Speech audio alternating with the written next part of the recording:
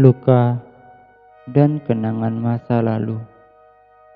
Ketika luka sudah tidak bisa disembuhkan, tak ada logika yang menyertainya. Berharap hilang dari muka bumi dan melupakan semuanya.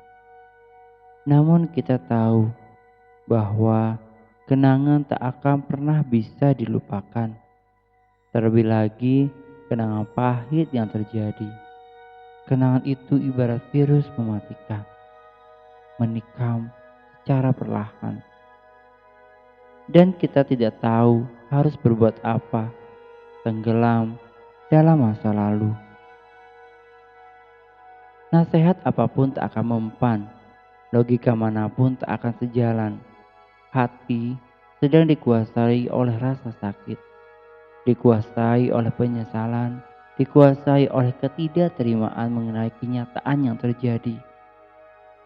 Bagaimana caranya agar bisa keluar dari keadaan ini? Tentu tidak ada satupun di dunia ini yang dapat membantu.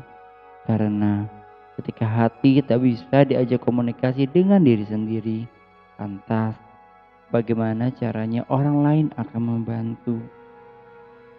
Yang bahaya dari kehidupan manusia adalah ia hidup dari bayang-bayang masa lalunya. Entah masa lalu yang bahagia atau masa lalu yang menyakitkan. Perubahan akan terjadi saat kita berfokus pada masa depan dan merancang apa yang akan kita lakukan ke depannya. Masa lalu biarkan hanya sebuah cerita yang ketika sudah usai tak perlu diingat kembali.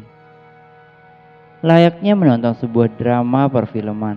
Ketika kita keluar dari bioskop, kita akan merasakan euforianya beberapa jam saja. Setelah itu, kita sadar dan kembali ke dunia nyata. Masa lalu hanyalah sebuah kisah yang sudah selesai.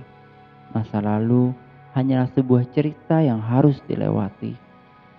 Masa lalu hanyalah bagian dari kehidupan yang tak bisa dilepaskan. Tak usah dipikirkan kembali, apalagi dirisaukan. Karena biar bagaimanapun kita akan berdampingan dengan hal itu. Berjalanlah dengan penuh keyakinan, banggalah terhadap diri sendiri karena telah melewati berbagai macam hal yang pernah terjadi. Ketika kita bisa melewati banyak hal menyakitkan dan masih bertahan sampai detik ini, artinya kita sanggup untuk menghadapi berbagai masalah yang akan terjadi ke depannya. Ingat, bersiaplah dengan segala kemungkinan yang menyakitkan agar ketika itu terjadi, kita tak terlalu merasakan sakitnya. Terus berjuang dan jalani hidup seperti yang seharusnya berjalan. Cirebon, 24 Oktober 2021.